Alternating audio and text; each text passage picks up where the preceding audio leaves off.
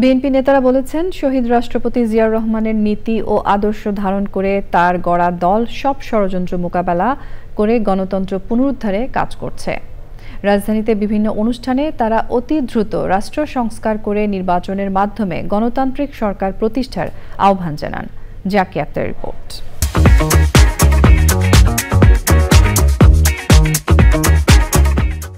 শহীদ রাষ্ট্রপতি ও বিএনপির প্রতিষ্ঠাতা জিয়াউর রহমানের ৮৯তম জন্মবার্ষিকী ঘিরে নানা কর্মসূচি পালন করেছে বিএনপি।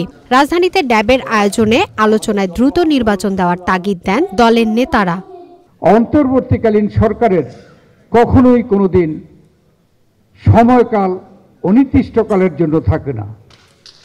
একটা সময় তাদের বেছে নিতে হয় এবং তারা যদি সম্মানের সাথে বিদায় নিতে হয় তাহলে জনগণের নির্বাচিত প্রতিনিধিদের কাছে ক্ষমতা হস্তান্তর করে বিদায় নিতে হয়।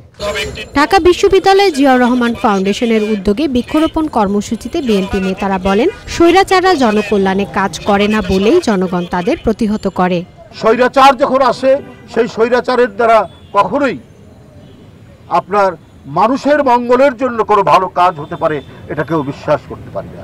ঢাকা মেডিকেল কলেজে ৬৯-এর গণ অভ্যুত্থানে শহীদ আসাদের প্রতি শ্রদ্ধা জানিয়ে ষড়যন্ত্রের বিরুদ্ধে সবাইকে সজাগ থাকার আহ্বান জানান বিএনপির নেতারা। যত দ্রুত সম্ভব তারা নির্বাচনটা করবে এবং সেই নির্বাচনের মাধ্যমে জনগণের যে সরকার প্রতিষ্ঠার যে আকাঙ্ক্ষা জনগণের এবং শহীদের রক্তদান সেই আশা পূরণ হবে।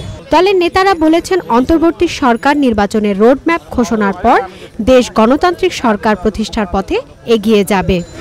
Zakia Akter, channel i, Dhaka.